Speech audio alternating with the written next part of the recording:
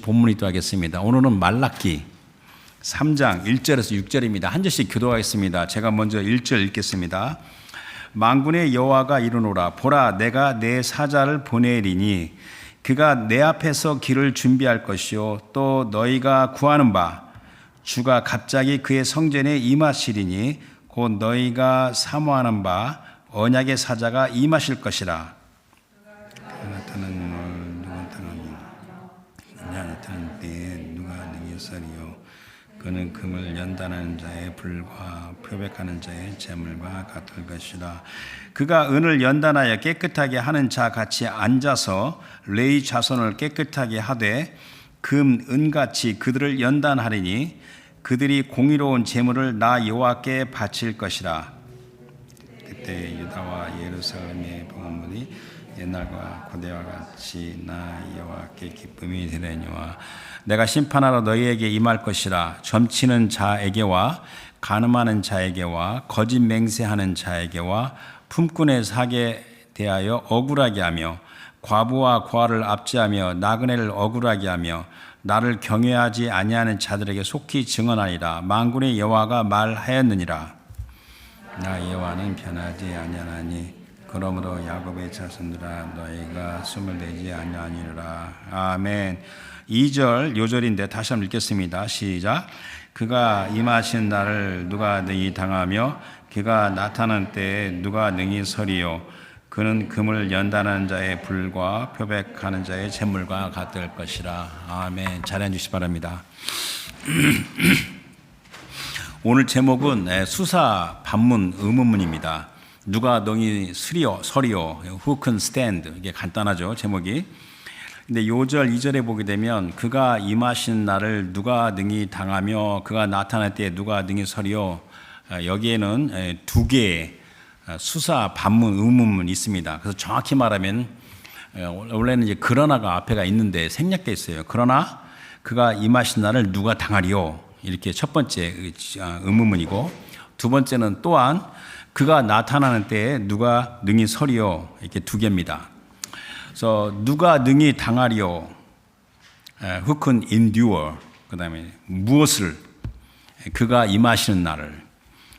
그리고 그가 누가 능히 서리요. Who can stand. 무엇을 말하는 겁니까? 그가 나타난 때 가리키는 겁니다. 여기서 누가 능히 당하리요에서 당하다. 당하가 이제 영어에는 endure로 되어 있는데 원 뜻이 뭐뭇 아래 머물다, 그 뜻입니다. 그래서 어떠한 상태와 상황 아래서 감당하여 견디어낸다, 그런 뜻입니다. 또 누가 능히 서리요에서 선다는 단어가 이제 심플하게 그 스탠드, 서 있다 하는 건데, 그러니까 이제 히브리 단어에서는 서 있다 그랬는데 구약 성경을 이제 헬라어로 이렇게 기록한 그 72년 성경에서는 먼맛 아래에서 서 있다, 그 뜻입니다. 그래서 그것도 마찬가지 뜻이 어떤 상태와 상황 아래에서 감당하여 서 있다, 그러면 이렇게 존재한다는 뜻입니다. 근데 이제 1절에서 보게 되면 이제 1인칭 화법입니다. 그러면서 2절에서는 3인칭으로 전화되면서 3인칭에는 그가 3번 나옵니다. 그래서 그 2절에 요 보면 그가 임하신 날, 그가 나타난 때, 그는 이렇게 나오는데, 요 그는 바로 1절에 말하는 언약의 사자입니다. 근데 1절에서는 언약의 사자가 곧 만군의 여호와, 그 본체가 주 하나님이신 것을 가리키고 있습니다. 문맥을 보게 되면. 그래서 너희 구하는 바 주가 갑자기 그의 성전에 임하시리니 곧 너희가 사모하는 언약의 사자다라고 이렇게 이야기하고 있습니다. 그래서 문맥 그대로 말씀을 받아야 되는 겁니다. 그래서 그가 임하시는 날, 그가 나타난 때를 그 어떤 피조물도 감히 능히 결코 감당할 수 없다는 것을 강조하는 말씀입니다. 그래서 이제 그 오늘 제목이 누가 능히 서리요 했는데, 이 성경에는요, 이 누가 능히 서리요가 여러 번 나옵니다. 그래서 그 예로서 제가 지난주 메시지가 뭐였죠?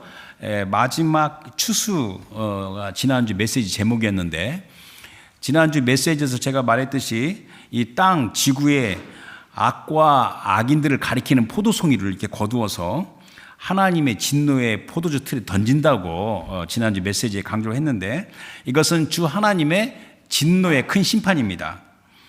그런데 지난주 언급했듯이 요한계시록 그 앞부분에 그 여섯째 인이 떼어질 때 주의 진노의 큰 날이 언급되어 있어요.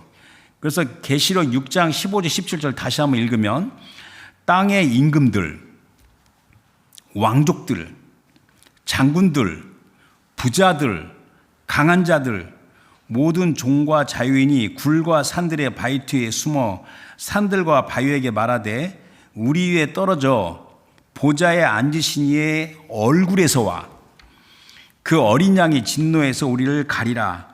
그들의 진노의 큰 날이 이르렀으니 누가 능히 서리오라고 이야기했습니다. 또 누가 능히 서리오는 성경에 여러 번 나오는데 또 생각나는 것은 사무엘 상에 보면 엘리 제사장 때 이스라엘이 여호와의 언약궤를 블레셋에 뺏깁니다. 그러나 이 주의 그 궤로 말미암아 블레셋 사람들에게 무서운 재앙이 임해요. 그래서 사무엘상 5장 6절에 여호와의 손이 아스돗 사람에게 엄중히 더하사, 근데 이 성중에서는 엄중히가 이게 헤비입니다. 헤비.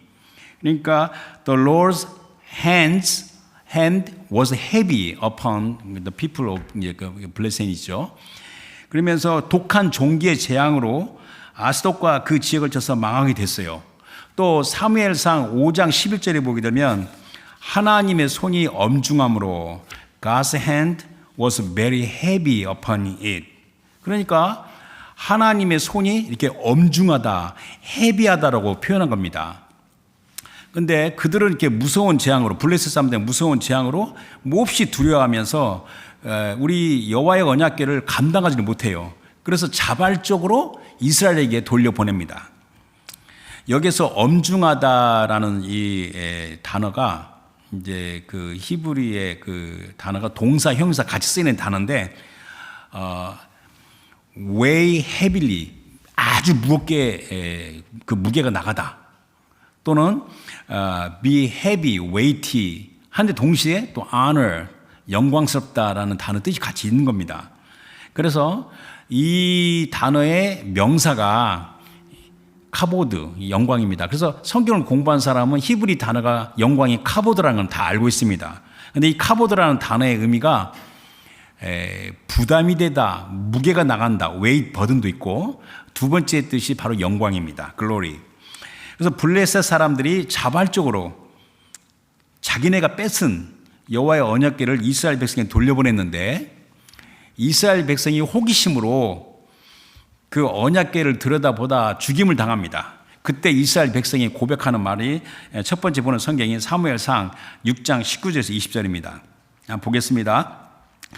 벳세메스 사람들이 여호와의 궤를 들여다본 까닭에 그들을 치사 5만은 어떤 이제 그 사본은 5만 했는데 70명을 죽이신지라. 여호와께서 백성을 쳐서 크게 살육하셨으므로 백성이 슬피 울었더라. 벳세메스 사람들이 이르되 이 거룩하신 하나님 여호와 앞에 누가 능히 서리요? 그를 우리에게서 누구에게로 올라가시게 할까 하고, 금방 말했듯이 우리 하나님의 영광 할 때 그 카보드라는 의미가 그 weight, burden, 무게, 부담, 또 두 번째 뜻은 영광이라고 했습니다. 근데 그게 이제 그 동사, 형용사 같이 쓰이는 이제 단어가 같은 그 계열의 의미인데, 여기에서 이제 의문점이 있어요.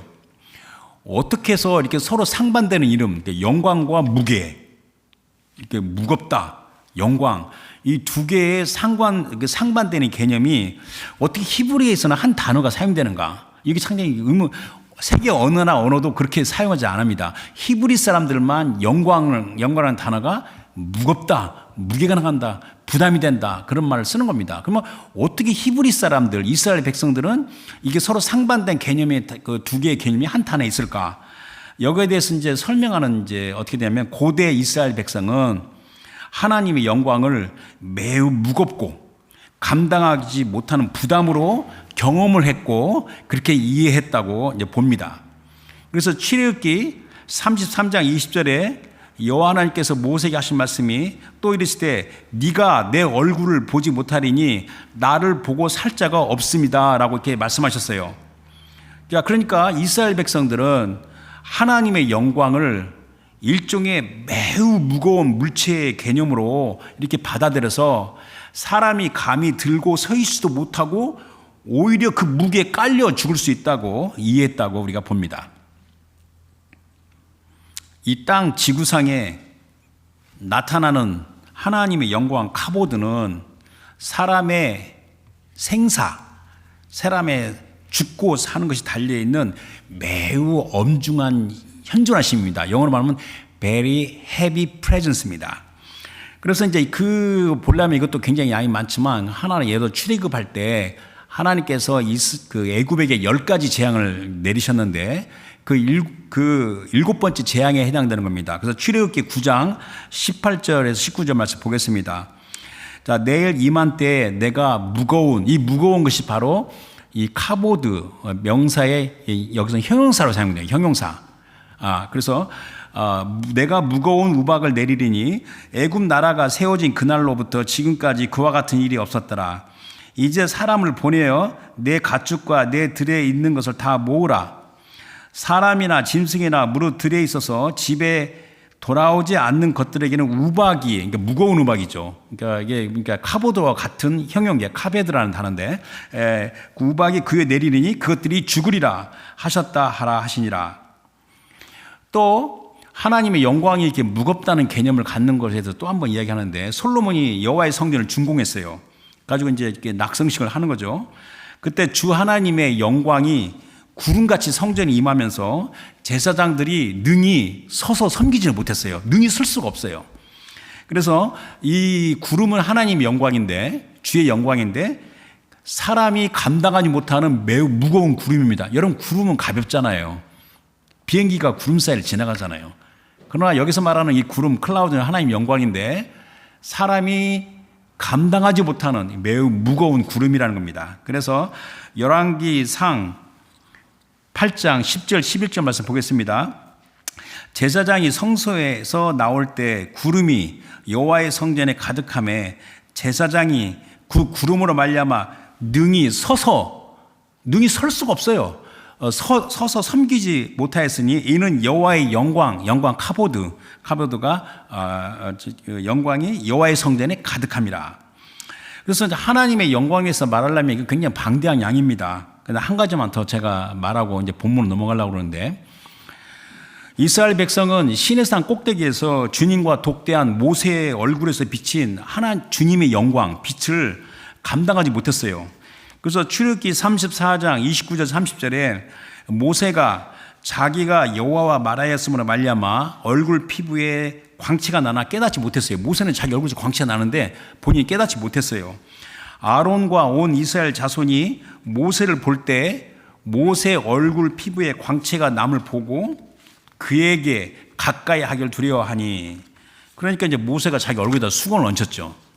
그게 이제 신약에서 말씀이 나오는 거죠. 자, 그러니까 말씀을 정리하게 되면 우리 주님의 뜻과 섭리에 따라 드러나는, 나타나는 우리 주 하나님의 영광, 이 카보드는 그 어떤 피조물도 능히 감당하지 못한다는 겁니다. 그래서 이 사실을 하나님께 속해 있는 하나님의 백성 성도들은 이 사실을 마음에 깊이 잘 새기고 굳센 믿음으로 나가야 되는 겁니다. 그러니까 하나님의 영광을 어떤 피조물도 감당하지 못한다는 그 사실 하나를 마음에 깊이 새기고 하나님께 속한 성도들이 굳센 믿음으로 나아가는데, 그들의 모습은 첫 번째, 우리 주 하나님을 무한히 경외합니다. 두 번째, 주님을 전적으로 신뢰합니다. 세 번째, 무엇보다도 겸손한 심령을 갖습니다. 그래서 겸손한 심령의 매사에 두려움과 거침이 없이 행합니다. 그래서 오늘 말라기 3장 1절에서 6절을 본문을 택했는데 이제 1절 말씀을 보도록 하겠습니다. 1절 읽겠습니다. 만군의 여호와가 이르노라, 보라 내가 내 사자를 보내리니 그가 내 앞에서 길을 준비할 것이요 또 너희가 구하는 바 주가 갑자기 그의 성전에 임하시리니 곧 너희가 사모하는 바 언약의 사자가 임하실 것이라. 이 만군의 여호와가 이르노라 그러는데 이 말씀은 바로 그 위에 말라기 2장 17절에 어리석고 믿음이 없는 자에 대한 그 질문의 답이에요. 그래서 말라기 2장 17절을 위에 읽으면 너희가 말로 여호와를 괴롭게 하고도 이르기를 우리가 어떻게 여호와를 괴롭혀 드렸나이까 하는도다. 이는 너희가 말하기를 모든 악을 행하는 자는 여호와의 눈에 좋게 보이며 그에게 기쁨이 된다 하며 또 말하기를 정의 하나님 어디 계시냐 함이라 대한 대답입니다. 이 질문에 대한 답입니다. 그러니까 여러분들 인생을 살다 보면 왜 하나님을 믿지 않고 자기 꾀로 악하게 사는 사람이 이렇게 형통하고 잘 사는데 왜 하나님을 믿으려고 몸부림치는 우리는 왜 이렇게 맨날 고생만 하고 힘들게 살까? 이거에 대한 불만입니다. 그러면서 정의 하나님 어디 계시냐라는 그 질문의 답이 바로 말라기 3장 1절부터 말씀이 나오는 겁니다. 근데 그 어리석고 믿음이 없는 자의 그 질문의 답으로 누가 능히 당하리요? 누가 능히 서리요라고 말하고 있는 겁니다. 근데 주님께서 이 답을 주신 후에 약 400년 동안 침묵을 하십니다. 이게 구약과 신약의 중간기예요. 인류 역사 가운데 구약과 신약의 중간기 400년 동안의 그 인류의 역사는 얼마나 복잡하고 얼마나 어지럽고 얼마나 요동치며 얼마나 많은 괴로움이 있는지 인류 역사를 아는 사람은 그걸 다 아는 겁니다. 그러다가 주께서 정하신 때가 되니까 선지자 엘리야의 심령을 가진 선지자, 주님 앞에서 주를 겸비한 세례의 요한을 보내셨어요. 그래서 오늘 본문이 말라기인데 말라기 4장의 5절, 6절은 제일 마지막 두 절입니다. 그러니까 구약 성경이 제일 마지막 두 절입니다. 그래서 말라기 4장 5절, 6절에 이렇게 말씀하십니다. 보라, 여호와의 크고 두려운 날, 잘 기억하세요. 여호와의 크고 두려운 날이 잘 마음에 새기세요. 이르기 전에 내가 선지자 엘리야를 너에게 보내리니 그가 아버지의 마음을 자녀에게로 돌이키게 하고 자녀들의 마음을 그들의 아버지에게로 돌이키게 하리라. 돌이키지 아니하면 두렵건대 내가 와서 저주로 그 땅을 칠까 하노라 하시니라. 이렇게 말씀하신 것이 구약의 마지막 그 두 절 말라기 4장 5절 6절입니다.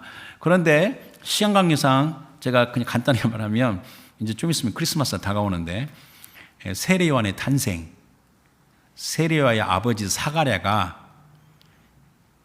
제사장이니까 대제사장이니까 들어가서 성전에서 주님을 섬기는 예배를 드리다가 천사가 나타나서 사가랴에게 하는 말이에요. 그래서 누가복음 1장 17절에 그 사가랴의 아내가 이제 잉태할 거라고 이야기한 겁니다. 그래서 그가 또 엘리야의 심령과 능력으로 주 앞에 먼저 와서 아버지의 마음을 자식에게 거스린 자를 의인의 슬기에 돌아오게 하고 주를 위하여 세운 백성을 준비하리라. 이게 말라기 마지막 장 말씀을 그대로 인용한 겁니다. 그러니까 세례 요한의 아버지는 사가랴죠. 그죠? 사가랴는 제사장이잖아요. 그러니까 세례 요한은 레위지파입니다. 그래서 때가 되어 우리 주님께서 주의 길 예비하는 엘리야 심정을 가진 선지자 세례 요한을 보내셨는데 이게 하나님께서 하나님의 백성을 위로하심입니다. 그래서 이제 그 다음에 보고 싶은 성경은 마태복음 11장 9절 10절인데 예수님께서 이제 요한에 대해서 설명하시는 말씀입니다. 자, 그러면 너희가 어찌하여 나갔더냐? 선지자를 보기 위함이었더냐? 옳다. 내가 너희기로니 선지자보다 더 나은 자니라. 기록된 바가 말라기 3장 1절 오늘 지금 있는 본문이에요. 기록된 바 보라 내가 내 사자를 내 앞에 보내노니 그가 내 길을 내 앞에 준비하리라 하신 것이 이 사람에 대한 말씀이라고 예수님께서 말씀하셨어요. 그런데 이제 이사야 40장은 이제 이사야의 드라마틱하게 이제 터닝 포인트 되는 말씀인데 1절에서 3절까지 말씀을 보겠습니다. 40장 1절에 너희의 하나님이 이르시되 너희는 위로하라. 내 백성을 위로하라. 너희는 예루살렘의 마음에 닿도록 말하며 그것에게 외치라. 그 노예의 때가 끝났고 그 죄악이 사함을 받았느니라.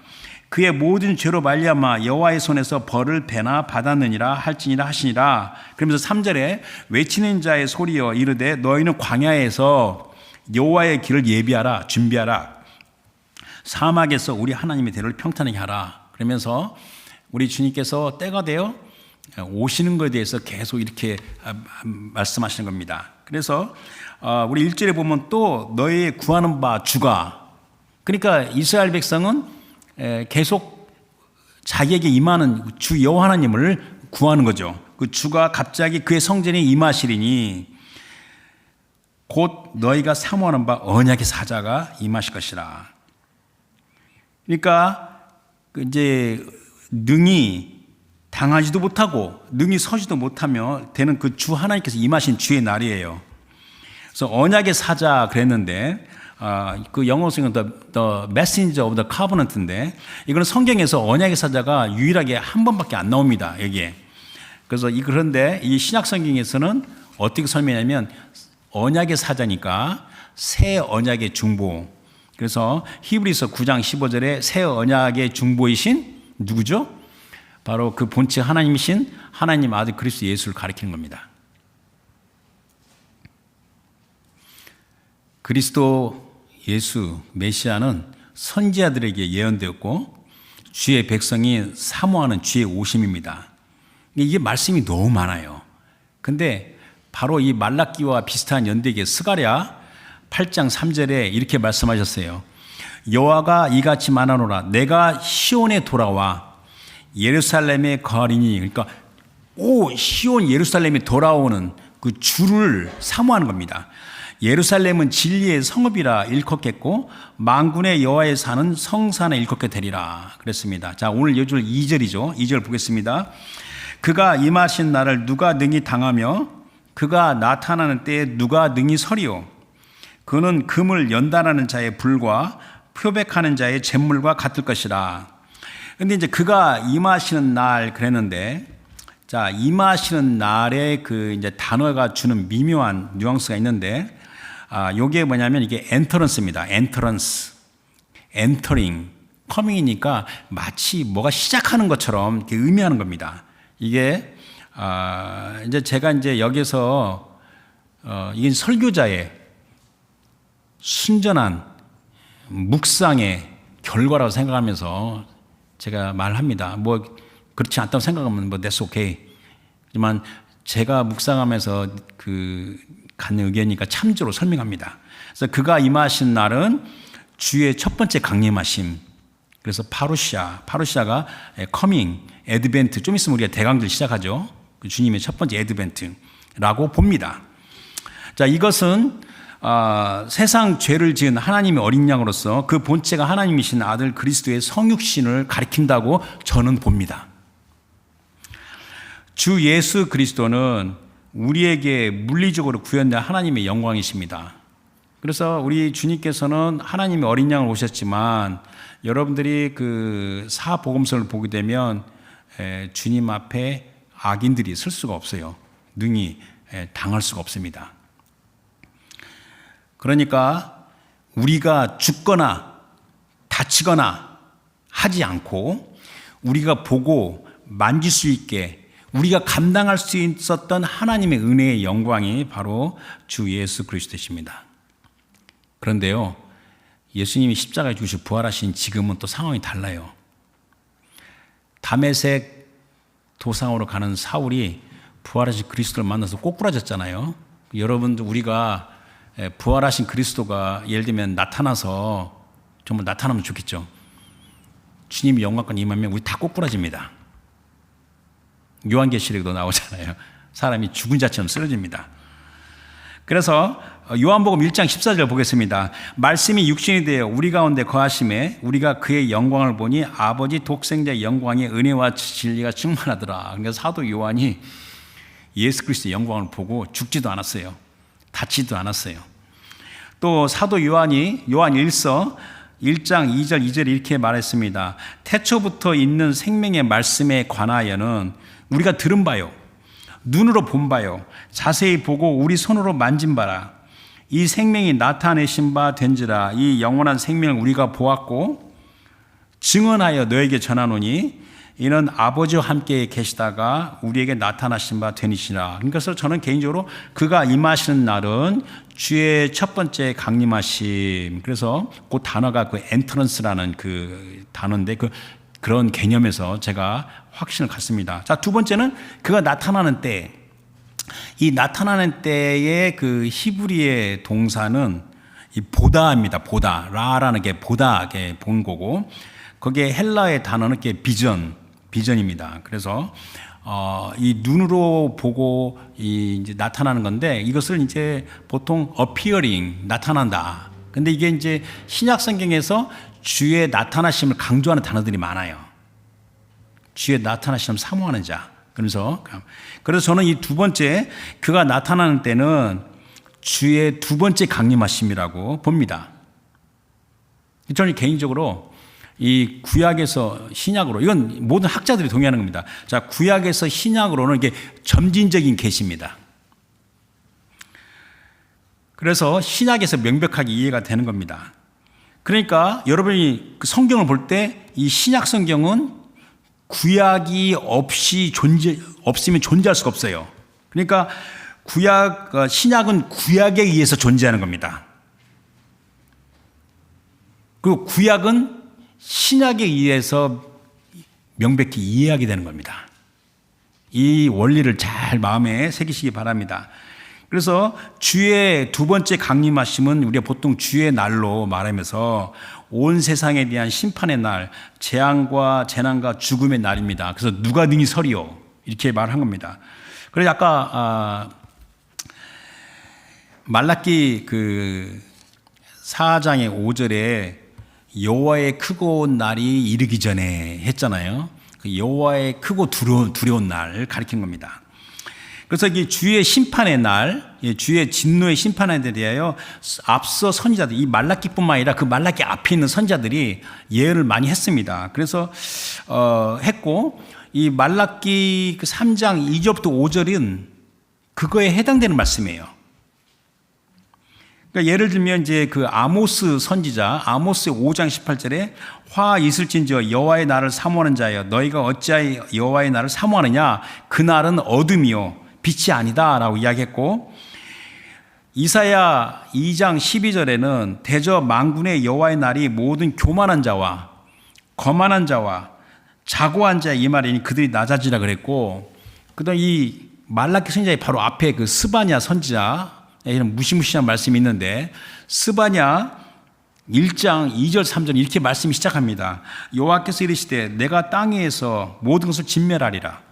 내가 사람과 짐승을 진멸하고 공중의 새와 바다의 고기와 거치게 하는 것과 악인들을 아울러 진멸할 것이라. 내가 사람을 땅에서 멸절하리라. 나 여호와의 말이니라. 그러니까 이게 성경이 하나님 말씀이라고 정말 믿으면 언젠가는 하나님께서 이 지구상에서 사람을 다 멸절시킨다는 그 말씀을 우리가 부인할 수 없습니다. 그래서 그 2절에 그는 금을 연단하는 자의 불, 표백하는 자의 재물과 같으리라 했습니다. 이 말은 뭐냐면 모든 것을 녹이는 불, 모든 것을 아예 지워버리는 재물과 같이 영광 가운데 임하시는 주님의 진노의 손길에 그 누구도 서지 못한다는 겁니다.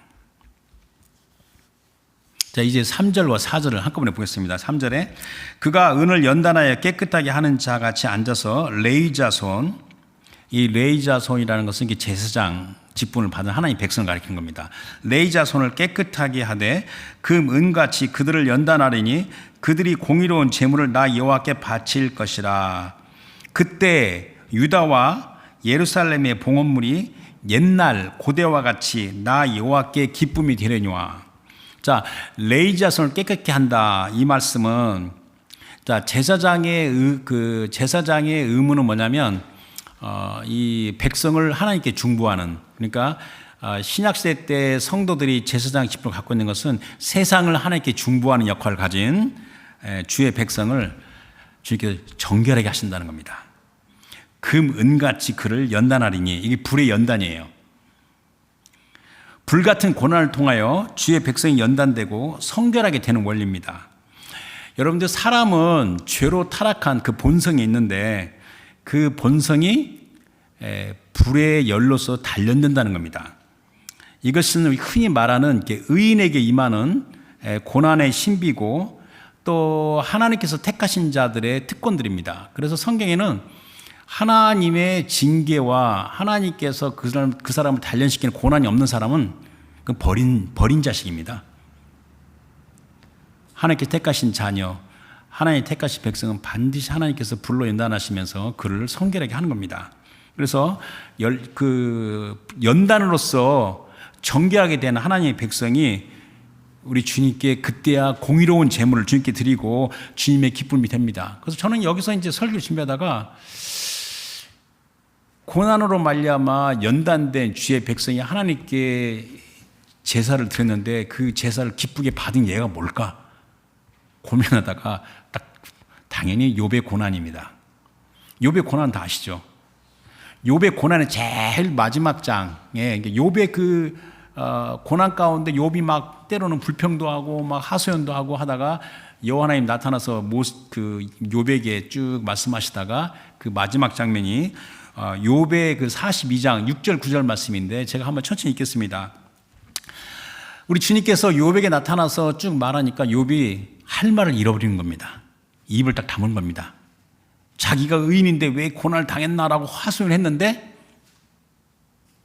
막상 주님께서 하시는 말씀을 들으니까 욥 42장 6절에 그러므로 내가 스스로 거둬들이고 티끌과 재 가운데서 회개합니다 라고 말합니다. 그러니까 7절에 여호와 하나님께서 말씀하실 때 여호와께서 욥에게 이 말씀하신 후에 여호와께서 대만 사람 엘리바스에게 이르시되 내가 너와 내 두 친구에게 노하나니 이는 너희가 나를 가리켜 말한 것이 내 종 욥의 말같이 옳지 못함이니라. 그런즉 너희는 수소 7과 순양 7을 가지고 내 종 욥에게 가서 너희를 위하여 번제를 드리라. 내 종 욥이 너희를 위하여 기도할 것인즉 내가 그를 기쁘게 받으리니 너희가 우매한 만큼 너희에게 갚지 아니하리라. 이는 너희가 나를 가리켜 말한 것이 내 종 욥의 말같이 옳지 못함이니라. 그러니까 그렇게 하니까 이에 대만 사람 엘리바스와 수아 사람 빌닷과 나아마 사람 소발이 가서 여호와께서 자기들에게 명령하신 대로 행하니라. 그러니까 여호와께서 욥을 기쁘게 받으셨더라. 저는 이 부분이 떠올랐습니다. 고난으로 말미암아 연단을 받은 욥이 그때야 주의 말씀대로 하나님께 제물을 드리니까 하나님 기쁘게 받으셨다는 겁니다. 자, 이제 5절 6절 보겠습니다. 그러면서 정리하겠습니다.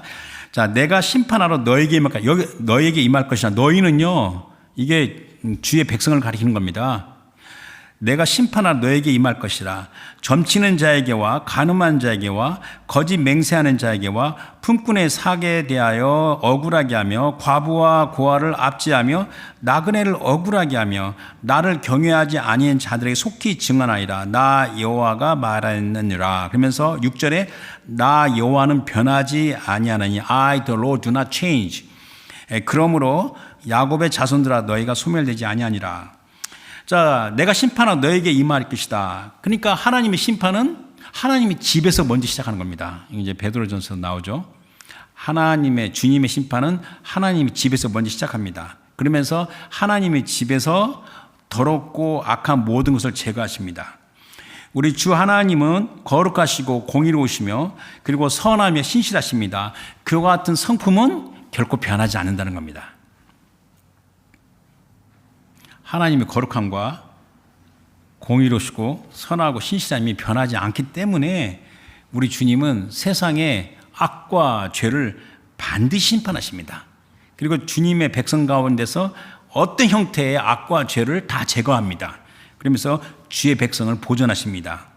그래서 근데 이게 이제 우리 주님께서 하나님의 백성을 이렇게 막 흔들어 가지고 이렇게 성결하게 보존하는 것이 성경에 쭉 나와 있는데 이게 이제 역사적으로 있어 왔습니다.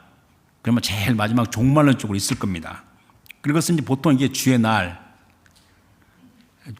성경을 이렇게 증거하고 있어요. 그래서 역사적인 예를 보게 되면요, 북이스라엘이 우상 숭배와 죄로 말미암아 엄청나게 타락했을 때 하나님께서 아수르의 손에서 멸망시켰는데, 근데 BC 722년 이게 이제 주의 날 심판입니다.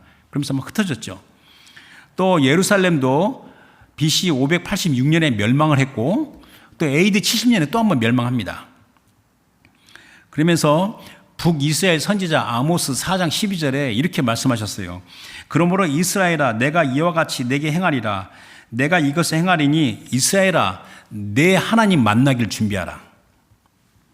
근데 이제 종말론적으로는 이 세상의 죄와 악의 권세가 도말되고 주의 나라의 통치가 온전히 구현되는, 그러니까 심판과 구현의 이중적인 구현이 성취됩니다. 그래서 오늘 이제 말씀을 다 했는데 말씀 한 4개 정도를 보고 마치겠습니다.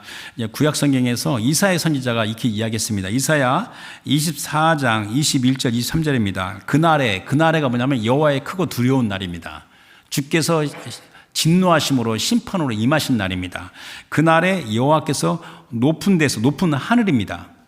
높은 데서 높은 군대를 벌하시며, 이게 뭐냐면 하늘에 진치고 있는, 하늘에 있는 악한 영들의 진입니다. 이걸 벌하시며 땅에서 땅의 왕들을 벌하시리니 그들이 죄수가 깊은 옥에 모임같이 모이게 되고 옥에 갇혔다가 여러 날 후에 형벌을 받을 것이라. 자, 그때 그날에 달이 수치를 당하고 해가 부끄러워하리니 이는 만군의 여호와께서 시온산과 예루살렘에서 왕이 되시고 그 장로들 앞에서 영광을 나타내실 것임이라. 그랬고 이제 하박국 3장 12절 13절에는 또 비슷한 말씀입니다. 이런 말씀이 많은데 제가 이제 선택한 거죠. 자, 주께서 노를 바라사 땅을 두르셨으며 분을 내사 여러 나라를 밟으셨나이다. 주께서 그의 백성을 구원하시려고 기름 부은 자를 구원하시려고 나와사 악인의 집에 머리를 치시며 그 기초를 바닷가에 드러내셨나이다. 그래서 오늘 이 제목은 누가 능히 서리요. 그러니까 주의 진노의 심판의 날이죠. 주의 진노하심의 심판 날에 누가 능히 서리요. 그 누구도 설 수 없다는 겁니다. 우리 주님은 구주이시며 동시에 심판주시라는 겁니다. 근데 이제 여기서 끝나는 게 아닙니다. 오늘 결론입니다. 그러나 우리 주 하나님은 그리스도 안에서 성도들이 주님 앞에 능히 설 수 있도록 능력으로 역사하시는 겁니다. 그러니까 오직 주 예수 그리스도로 말미암아 그 성도들이 주님 앞에와 주님의 매우 무거운 영광, 굉장히 무겁다고 그랬잖아요. 그 무거운 영광 앞에 능히 서게 하시는 놀라운 은혜를 베푸시는 겁니다. 그래서 우리 성도들이 오늘 말씀의 요점은 아무도 그 주님의 매우 무거운 영광 앞에 감히 설 수가 없는데 주 예수 그리스도 안에서 연단되고 또 성결되고 성령께서 함께 하시며 성령의 사람으로서 그 영광 앞에 서게 하신다는 겁니다. 이것이 사도들이 증거한 은혜입니다. 그래서 많죠. 근데 2개만 보겠습니다. 데살로니가 전서 3장 12절 13절입니다. 또 주께서 우리가 너희를 사랑함과 같이 너희도 피차간과 모든 사람에게 대한 사랑이 더욱 많아 넘치게 하사 너희 마음을 굳건하게 하시고 우리 주 예수께서 그의 모든 성도와 함께 강림하실 때 하나님 우리 아버지 앞에 거룩함에 흠이 없게 하시길 원하노라. 기도하는 거죠. 그리고 사도 베드로전서 5장 10절에 모든 은혜의 하나님 곧 그리스도 안에서 너희를 부르사 자기의 영원한 영광 이터널 글로리에 들어가게 하시니. 아까 영광에는 못 들어간다고 했잖아요. 아무도 쓰지 못하고. 자기의 영원한 영광 이터널 글로리에 들어가신 이가 잠깐 고난을 당한 너희를 친히 온전케 하시며 굳게 하시며 강하게 하시며 털을 견고하게 하시리라. 그래서 오늘 말씀은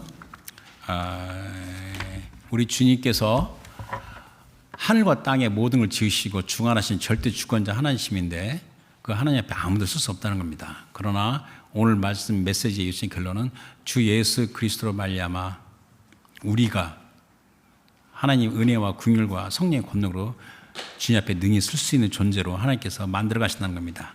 그래서 이 말씀을 마음에 잘 새기고 현재 자기 일에 정말 선한 열매를 그리스도 예수만으로 풍성히 맺는 복된 자 되고 다 같이 노래합시다. 주신 말씀 생각해서 기도하겠습니다. 오늘 말씀 누가 능히 서리요 하나님 앞에 아무도 설 수 없습니다. 그러나 주 예수 그리스도 말미암아 하나님의 뜻과 섭리에 따라 주님 앞에 서게 나아가는 아름다운 성도 그걸 바라보면서 하나님께 감사할 때입니다. 하나님 아버지, 주의 거룩한 성품대로 제 자신이 하나님 앞에 매일매일 서며 종래는 하나님의 영원한 영광을 들어가는 그런 복전자가 되게 해주십시오. 다 같이 기도하겠습니다.